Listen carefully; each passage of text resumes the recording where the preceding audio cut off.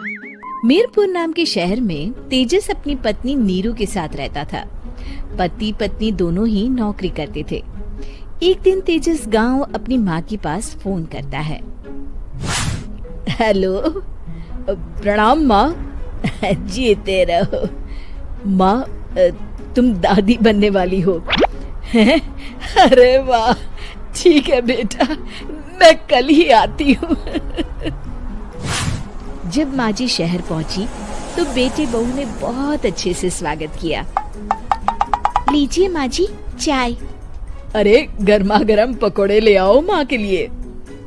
नीरू रसोई में गई और 2 मिनट में ही पकोड़े ले आई। जी ये लीजिए। बहू जादू से बनाए हैं क्या? अभी तो रसोई में गई थी। यम्मी। माँ जी, शीला रसोई में पकोड़े तल रही है, मैं बस लेकर आई। हे भगवान, मेरा धर्म भ्रष्ट कर दिया तूने। अब तो गंगा जल से शुद्धिकरण करना होगा। दूसरे दिन, माँ जी मैंने नाश्ता बना दिया है, ऑफिस जा रही हूँ। पर अभी तो घर का सारा काम पड़ा है। शीला आती ही होगी, झाड़ू पोछा बर्तन कपड़े वो सब कर लेगी।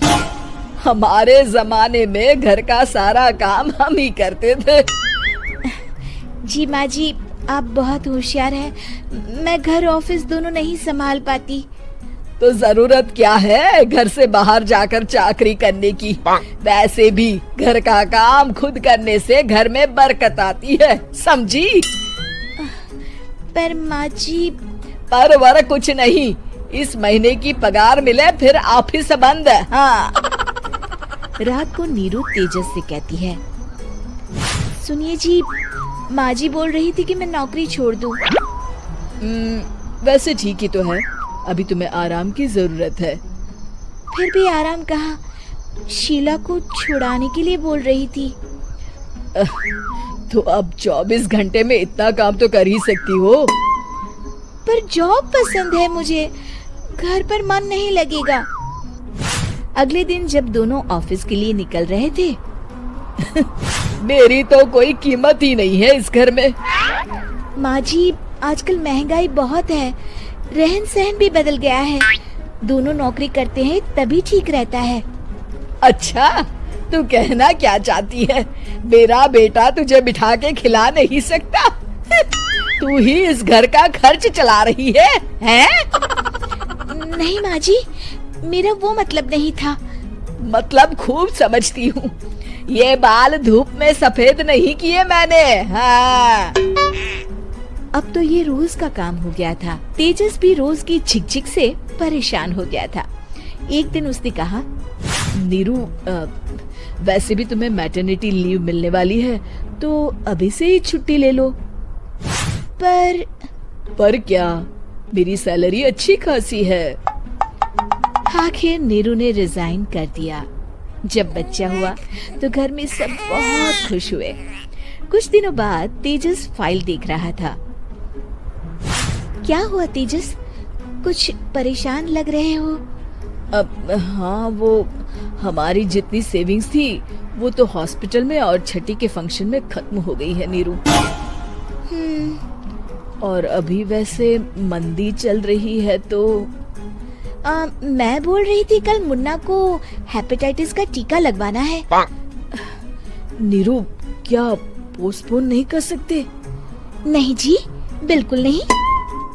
अब तेजस को समझ में आ रहा था कि उससे गलती हुई है। पैसों की कमी का असर घर के माहौल पर भी पड़ रहा था। अगले दिन, बेटा मेरा चश्मा और ये दवाइयाँ ले आना, पर्चा देते हुए माँ जी ने कहा। जी। तेजस, मुन्ना के लिए दूध का डिब्बा और डायपर भी ले आना, और ये किराने के सामान की लिस्ट है, इसे भी लाना है। तेजस गुस्से में लिस्ट मरोड़कर फेंकता है और चिल्लाता है, पैसे क्या पेड़ पर उगते हैं? ये ले आना, वो ले आना। अरे पर ये जरूरत का सामान ही है। वो गुस्से में बिना कुछ कहे ऑफिस चला गया। अरे लंच तो ले जाइए। नीरू दौड़कर डिब्बा पकड़ाती है। एक दिन खाना खाने के बाद, नीरू, अब तो मुन्ना कुछ बड़ा हो गया, तो अब तुम वापस ज्वाइन कर लो ना जॉब।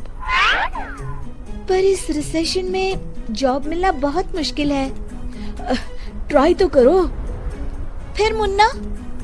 माँ जी है ना, और एक फुल टाइम मेड भी लगा लेंगे। पर माँ जी, उन्हें तो पसंद नहीं। तभी माँ जी वहाँ आ जाती है और प्यार से नीरू के सर पर हाथ फेरते हुए बोलती है, अब मेरी समझ में आ गया बहू, पहले के और अब के समय में अंतर है। तुम काम शुरू करो, मुन्ना की जिम्मेदारी मेरी। मेरी प्यारी माँ जी। ये कहकर नीरू उनके गले लग गई। शिक्षा, परिवर्तन संसार का नियम है, हमें भी समय के साथ चलना चाहिए। उम्मीद है कि आपको हमारी ये कहानी पसंद आई होगी। कृपया हमारे चैनल को सब्सक्राइब करें और सभी अपडेट्स के लिए बेल आइकन जरूर क्लिक करें। और हाँ, वीडियो लाइक और शेयर करना मत भूलिएगा।